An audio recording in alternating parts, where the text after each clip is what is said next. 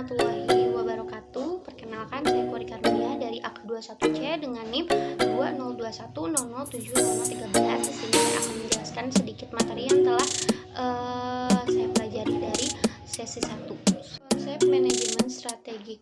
Manajemen strategik adalah suatu proses untuk menentukan arah dan tujuan organisasi dalam jangka panjang beserta pemilihan metode untuk mencapainya melalui pengembangan formulasi strategi dan implementasi yang terencana secara sistematis. Manajemen strategi terdiri dari dua elemen, yaitu formulasi strategi dan implementasi strategi. Elemen manajemen strategi dalam formulasi strategi, organisasi menentukan visi, misi, arah strategi, dan sasaran. Elemen manajemen strategi masih ditetapkan struktur SDM dan sistem organisasi. Keunggulan bersaing, pasang, dan keuntungan senantiasa menjadi sasaran persaingan dan perubahan. Dalam hal ini, strategi bertujuan menghalangi pesaing serta melindungi keunggulan yang dimiliki saat ini. Ancaman terbesarnya dari sebuah keunggulan sebuah bisnis adalah perubahan aturan main sudah dikenal oleh manajemennya, serta penciptaan keunggulan baru oleh pesaing. Keunggulan juga dapat tergerus oleh tekanan eksternal akibat datangnya pesaing dari luar yang dapat memindahkan kapabilitas yang terasa dengan baik dari pasar yang berkaitan. Selanjutnya ada pentingnya perencanaan strategi. Dalam perencanaan strategi, sebuah organisasi atau perusahaan melakukan proses pendefinisian strategi dan membuat keputusan mengenai pengalokasian sumber daya guna menjalankan strategi tersebut. Perencanaan strategi membantu memberikan kesadaran tentang arah yang dituju perusahaan, menjaga kesinambungan serta memudahkan pendelegasian dan proses terjadinya kepemimpinan yang efektif. Perencanaan strategi yang dapat diimplementasikan dengan baik merupakan salah satu kunci untuk memastikan bahwa sebuah organisasi siap menghadapi tantangan akibat perubahan yang semakin cepat laju di masa depan. Perencanaan strategi yang diimplementasikan dengan baik merupakan salah satu kunci untuk memastikan bahwa sebuah organisasi siap menghadapi tantangan akibat perubahan yang semakin cepat lajunya di masa depan. Perencanaan strategi dan implementasinya yang dilakukan melalui langkah-langkah yang sistematis, didukung dengan budaya yang sesuai dan kepemimpinan yang efektif, melibatkan partisipasi yang luas bagi anggota organisasi, serta komunikasi secara tepat ke seluruh organisasi akan memudahkan organisasi mencapai visi, misi, serta sasaran strategi yang telah ditetapkan. Visi dan misi organisasi. Visi adalah sebuah gambaran mengenai tujuan dan cita-cita di masa depan yang harus dimiliki organisasi sebelum disusun rencana bagaimana mencapai sebuah misi, harus mampu memberikan motivasi dan inspirasi bagi sejumlah besar orang yang melakukan perubahan bagi karyawan untuk memberikan kinerja yang terbaik. Misi sendiri adalah cara untuk menghadirkan impian visi menjadi kenyataan. Menyelaraskan strategi dengan struktur organisasi. Struktur organisasi harus disesuaikan dengan tujuan, sasaran, perkembangan lingkungan, dan strategi yang ditetapkan. Keselarasan menjadikan tujuan organisasi lebih jelas dan lebih dipahami, serta mendorong keterlibatan karyawan dalam mengambil keputusan dan arah strategi, serta menciptakan komunikasi yang lebih baik. Dalam rangka menyelaraskan struktur organisasi dengan strategi perusahaan, langkah pertama yang dapat ditempuh adalah menentukan fungsi-fungsi dan tugas-tugas kunci yang diperlukan dalam pelaksanaan strategi yang tertentu berbeda-beda tiap perusahaannya. Langkah keduanya adalah mengidentifikasi keterkaitan antara aktivitas yang dilakukan dalam bidang ekonomi, khususnya di lingkungan bisnis yang mengembangkan manajemen secara teoritis dan praktis. Manajemen strategi telah cukup lama dikenal dan dikembangkan. Manajemen strategi kini menjadi kebutuhan yang sangat penting bagi perusahaan yang ini dikarenakan pengambilan keputusan yang akan menentukan apakah suatu perusahaan itu unggul dan dapat bertahan hidup atau menghadapi kematiannya. Disebut juga dengan manajemen strategi. Perjalanan strategi dan perkembangannya dari dasar-dasar pengetahuan mikroekonomi mengenai pemikiran strategi dapat ditelusuri mundur paling sedikit sampai Alfred Chalder, lahir 1918 yang aktif dan berpengaruh pada akhir tahun 1950-an. Chalder strategi sebagai kumpulan sasaran dan objek jangka panjang, tekad untuk melakukan tindakan dan alokasi sumber daya untuk mencapai objektif tersebut. Perkembangan paling penting dalam perjalanan strategi adalah pendirian Boston Consulting Group atau BCG menggabungkan inovasi intelektual dan konsultasi ruang dengan Dewan Direktur dan mencetus Experience Group dan Growth Share Matrix, dua alat yang paling ampuh dalam sejarah strategi pada masa itu. BCG memadukan analisis pasar dan riset dengan teori keuangan yang menghasilkan analisis mikroekonomi dari pesaing dan biaya relatif mereka. Selanjutnya ada pengertian manajemen strategi. Manajemen strategi merupakan rasionalisasi yang komprehensif tentang isu-isu yang dihadapi oleh eksekutif dalam kepemimpinannya di masa depan. Manajemen strategi juga merupakan integritas filosofi manajemen yang paling akurat menuju kesatuan dan pendekatan terhadap kewajiban-kewajiban kepemimpinan yang sifatnya organisasional. Tugas dari manajemen strategi sendiri yaitu memiliki pengertian dengan muatan yang sangat banyak, baik secara teoritis maupun dalam praktik. Dalam praktik manajemennya, Thomson membagikan ke dalam 5 tugas pokok yang patut dikuasai oleh setiap manajer agar dapat memandu langkah strategi organisasinya. Yang pertama, mengembangkan visi dan misi strategi. Yang kedua, mendapatkan tujuan dan sasaran menciptakan suatu strategi mencapai sasaran. Ketiga, mengimplementasikan dan melaksanakan strategi. Keempat, mengevaluasi strategi dan pengalaman. Berbagai perspektif atas manajemen strategi. Secara struktural, manajemen strategi terdiri dari 3 tingkatan, yaitu tingkatan korporat, tingkatan unit bisnis, dan tingkatan fungsional. Yang selanjutnya adalah mengkaji ulang strategi korporat. Dalam melakukan pengajian ulang, perkembangan informasi yang relevan harus terus diamati dan segera direspon dengan analisis lebih lanjut, bila mana perlu sampai taraf pengujian asumsi dan metode yang didasarinya. Prioritas tertinggi diberikan pada upaya mempertahankan keutuhan atau kelangsungan perusahaan. Strategi korporat dapat disusun menjadi roadmap, yaitu arah dan cakupan dari perusahaan dalam jangka panjang dan secara jelas menuntun bagaimana pencapaian tujuan strategi. Dalam operasionalnya disusun rencana bisnis sehingga strategi korporat tertuang ke dalam rencana bagi investasi dan aksi yang mana diambil guna meraih competitive advantage yang berkelanjutan dan mencapai yang superior baik secara ekonomis maupun sosial. Langkah awal manajemen strategik. Misi merupakan justifikasi keberadaan perusahaan di masyarakat. Mengenai hidup lingkungan bisnisnya, keunggulan kompetitifnya, justifikasi sosial, dan seberapa jauh akan menggunakan enablers misi dalam down to earth statement. Pernyataan membumi yang harus lebih nyata untuk menjabatani agar visi itu terjadi. Misi juga mempunyai fungsi mengenai keberadaan perusahaan dalam mendapatkan hak untuk hidup di masyarakat. Pernyataan misi yang disusun harus bersifat realistis, tidak selalu sempit dan tidak terlalu luas. Pernyataan misi harus mencakup pernyataan ringkas mengenai strategi bisnis dan harus dirancang dari perspektif pelanggaran, dan yang paling penting harus sesuai dengan visi organisasi yang telah ada. Sebuah pernyataan misi mengklarifikasi apa yang menjadi aktivitas yang dilakukan organisasi. Sebuah pernyataan misi yang baik secara jelas menggambarkan siapa pelanggan organisasi serta produk dan layanan apa yang akan diberikan. Penentu utama kesuksesan sebuah perusahaan adalah sejauh mana perusahaan tersebut dapat berhubungan dengan lingkungan eksternalnya. Sebuah pernyataan misi haruslah didasarkan pada keunggulan, kompetitif, dan kompetensi inti perusahaan.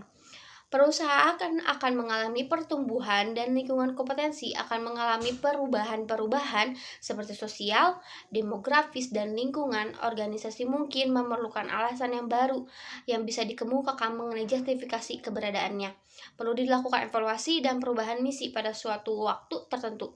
Adalah kurang baik proses bisnis inti yang dimiliki oleh organisasi. sehingga organisasi perlu kembali mengatur ulang aktivitasnya. Perusahaan dapat memanfaatkan pernyataan misi yang ada untuk memberikan pelayanan yang maksimal kepada para stakeholder.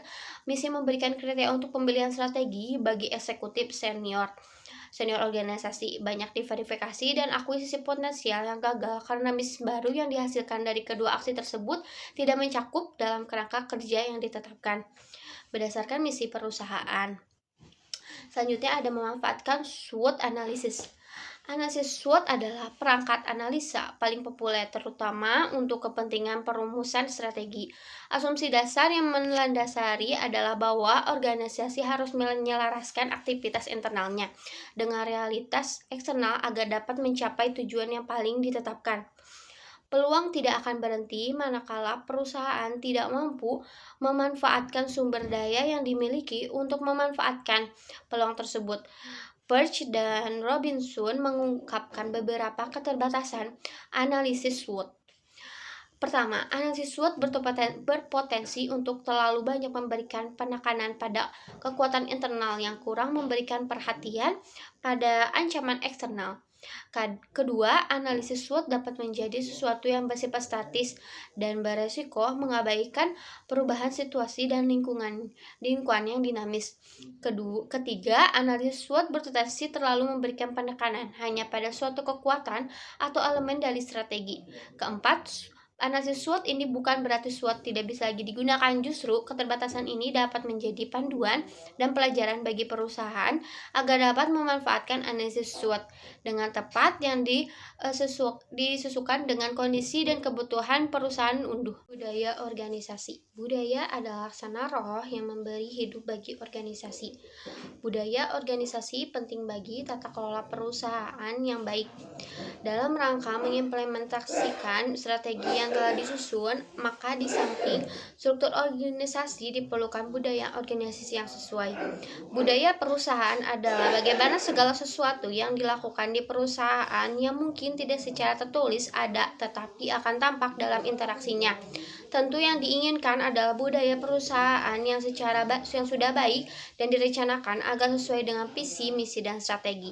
Elemen-elemen budaya sebuah organisasi menurut Bennis terdiri dari artefak, nilai-nilai pendukung, dan asumsi-asumsi tersirat yang diyakini bersama.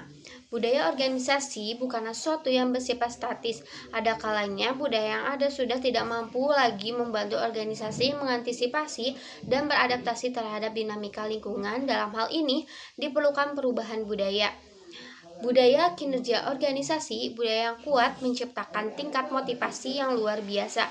Nilai-nilai bersama serta perilaku yang disepakati dapat membuat orang merasa nyaman untuk bekerja dalam sebuah perusahaan. Yang selanjutnya akan meningkatkan komitmen serta loyalitas karyawan sehingga mereka akan bekerja keras menghasilkan yang terbaik. Budaya adaptif berarti hanya budaya yang dapat membantu organisasi mengantisipasi dan beradaptasi terhadap perubahan lingkungan sejalan dapat menghasilkan kinerja yang unggul dalam jangka waktu yang lama. Terdapat dua faktor pemicu utama yang memaksa budaya organisasi untuk berubah, yaitu faktor pemicu internal dan faktor pemicu eksternal. Proses perubahan budaya organisasi memerlukan tiga aspek utama. Pertama, diperlukannya metodologi khusus seperti pendekatan agresif, pendekatan jalan damai, dan pendekatan indoktrinasi. Kedua, diperlukan kerumusan nilai yang baru yang jelas, tegas, dan jelas. Ketiga, pemahaman mengenai besarnya kesenjangan antara nilai yang dianut saat ini dengan nilai-nilai yang ingin dicapai. Peran riset dalam manajemen strategi.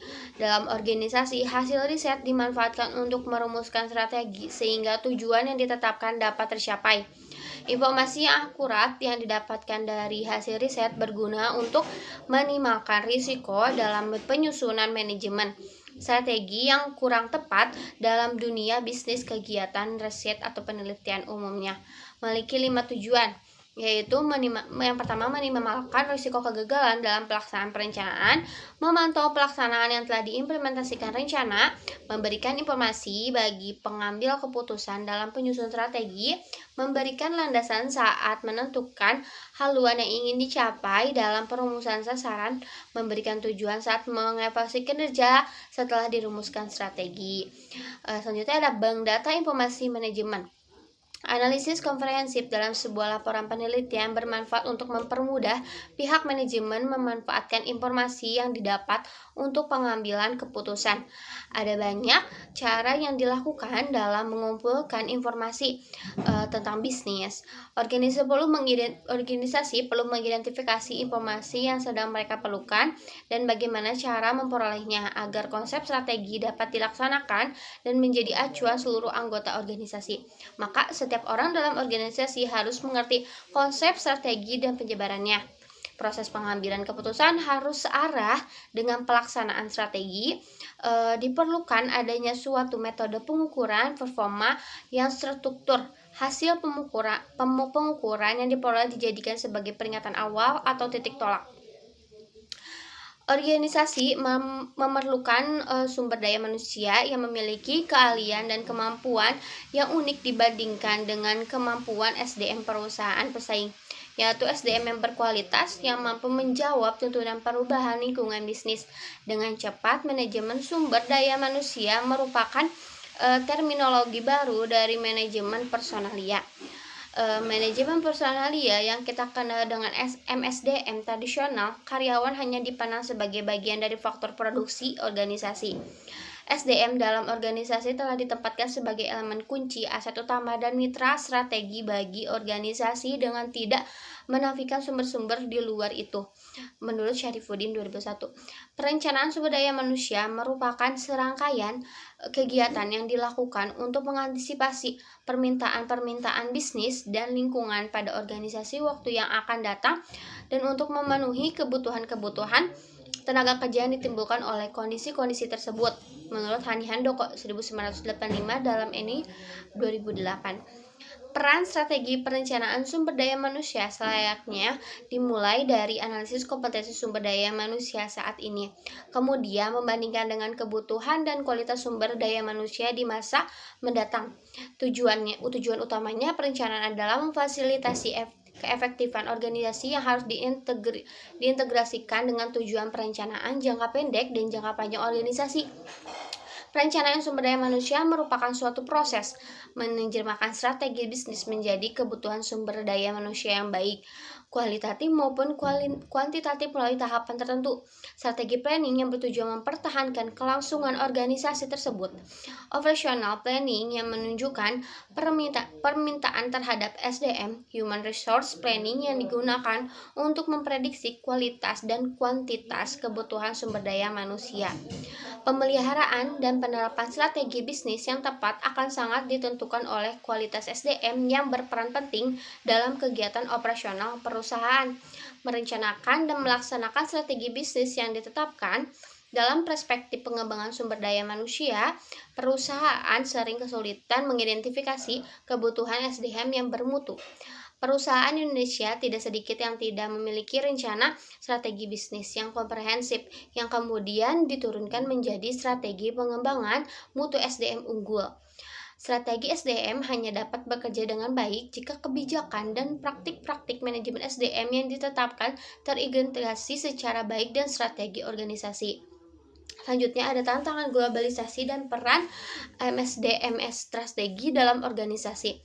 Persaingan global memberikan efek tertentu terhadap kompetensi organisasi sehingga kemampuan organisasi merupakan tantangan yang krusial dalam upaya memenangkan persaingan bisnis.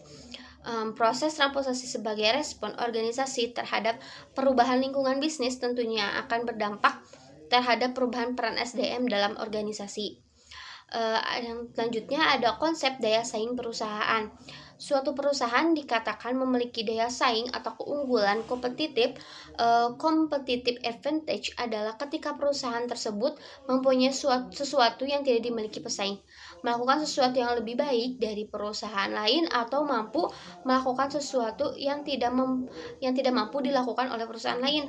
Suatu keunggulan kompetitif muncul ketika sebuah perusahaan dapat menghasilkan produk yang sama dengan yang dihasilkan pesaing dengan biaya yang lebih rendah atau cost advantage, atau menghasilkan produk atau jasa yang berbeda dan lebih baik yang dihasilkan pesaingnya, differentiation advantage. Dalam peningkatan daya saing perusahaan, Tanpa dibekali kemampuan dan keunggulan bersaing yang tinggi, niscaya produk-produk yang dihasilkan tentunya akan sulit menembus pasar internasional. Praktik manajemen SDM berorientasi investasi akan mampu memaksimumkan profitabilitas, kualitas kehidupan kerja, dan profit melalui manajemen manusia yang efektif. Kualitas MSDM strategi ini tentu tidak datang dengan sendirinya, terletak pada kemampuan organisasi dalam memberikan perhatian terhadap SDM. Mereka melalui pengembangan sistem dan praktik pengelolaan SDM dengan baik. Sekian yang bisa saya sampaikan. Wassalamualaikum warahmatullahi wabarakatuh.